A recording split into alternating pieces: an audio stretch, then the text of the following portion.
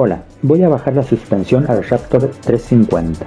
Así es como se ve con la altura estándar que trajo de fábrica. La aleta delantera y la trasera tienen aproximadamente la misma distancia al suelo.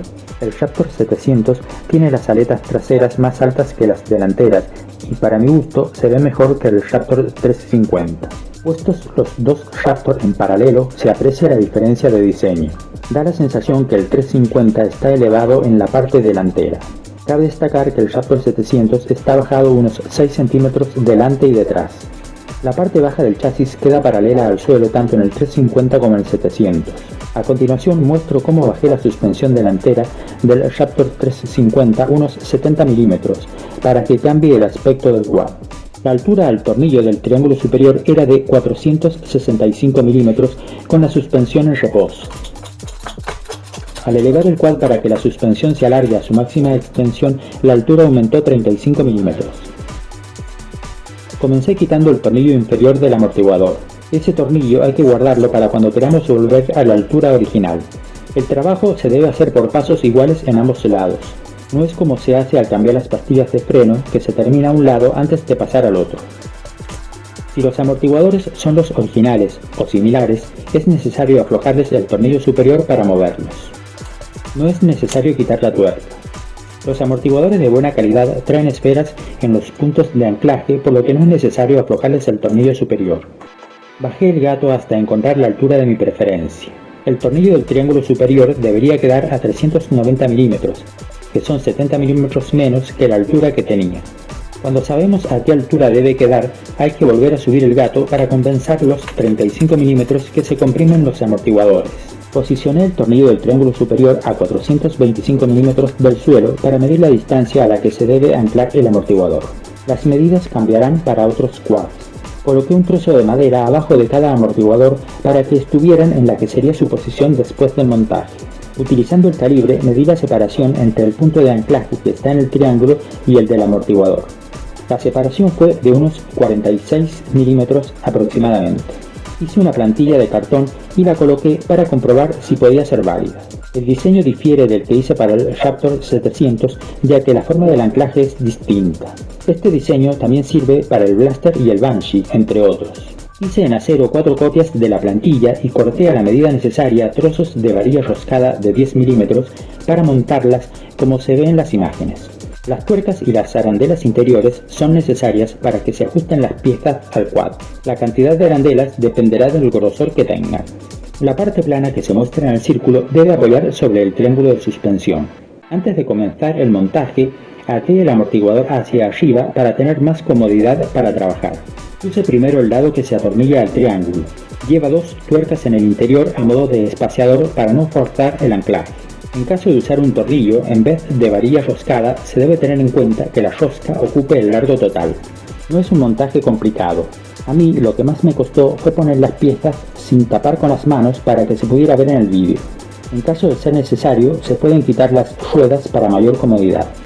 Una vez que está puesto el primer tornillo, hay que apretar las tuercas poco a poco sin forzar el anclaje. Por ser más fácil, el apriete final lo hice sobre las tuercas exteriores. Antes de continuar con la explicación, quiero recordarles que para cualquier duda o aclaración pueden dejar las preguntas en los comentarios. Yo utilicé acero de 4 milímetros de grosor, pero el de 3 milímetros puede ser suficiente. Un material más grueso solo serviría para agregar peso innecesario. Hay que tener cuidado para no dañar las tuercas interiores que se deben apretar con las llaves de boca. Esas tuercas se podrían reemplazar por un espaciador hecho de un tubo cilíndrico cortado a la medida exacta, aunque sería más difícil. Para saber más sobre el mecanizado de piezas de acero, pueden ver otros vídeos que he publicado anteriormente. Es preferible no excedernos al apretar y revisar que las tuercas no se aflojen luego de un rato de uso. Para mayor seguridad podemos usar tuercas autofrenantes o colocar teflón en las roscas. En el momento de colocar el tornillo del amortiguador se verá la necesidad de compensar el grosor del anclaje del triángulo. A ser posible hay que colocar la misma cantidad de arandelas por cada lado para que la suspensión no trabaje forzada. Poner las arandelas interiores fue la parte más complicada, por lo que en el otro lado del quad hice el montaje en distinto orden. Las extensiones que hice bajan el quad 70 milímetros. Se podrían hacer más largas, pero teniendo la precaución de que las rótulas no trabajen forjadas. Con unas extensiones más cortas, posiblemente el amortiguador rozaría con el anclaje. Una vez que están apretados los tornillos que fijan las extensiones, hay que apretar el tornillo del anclaje superior del amortiguador, y con eso se finaliza ese lado. Para el lado derecho del quad cambié el orden de montaje, evitando la parte más complicada que fue poner las arandelas de compensación. Poniendo primero el tornillo del amortiguador, resulta más simple colocar las piezas. Deberemos apretar solamente con las manos antes de poner el último tornillo, el que lleva las tuercas interiores. El orden para apretar los tornillos siempre debe ser comenzando por el anclaje del triángulo. Quizás, viendo el vídeo no quede tan claro, pero haciendo el montaje se comprenderá rápidamente. Si no queremos hacer las extensiones de acero, se puede comprar el kit para bajar la suspensión, que consta de un par de piezas de aluminio con sus tornillos, pero no se adaptan bien en estos triángulos. En el orden de montaje que seguí en el lado derecho, se complica algo poner el tornillo del triángulo y apretarlo, al estar el amortiguador muy cerca, pero en general es más fácil que como lo hice en el lado izquierdo. Este trabajo no tiene mayores complicaciones y lo podría hacer cualquiera con herramientas básicas. Solamente habría que seguir los pasos que hice y tener la precaución de apretar correctamente todos los tornillos. Sería recomendable verificar que todo sigue bien montado después de usar el quad. También hay que prestar atención a que la conducción no se vea afectada y se pueda circular igual que antes de bajar la suspensión.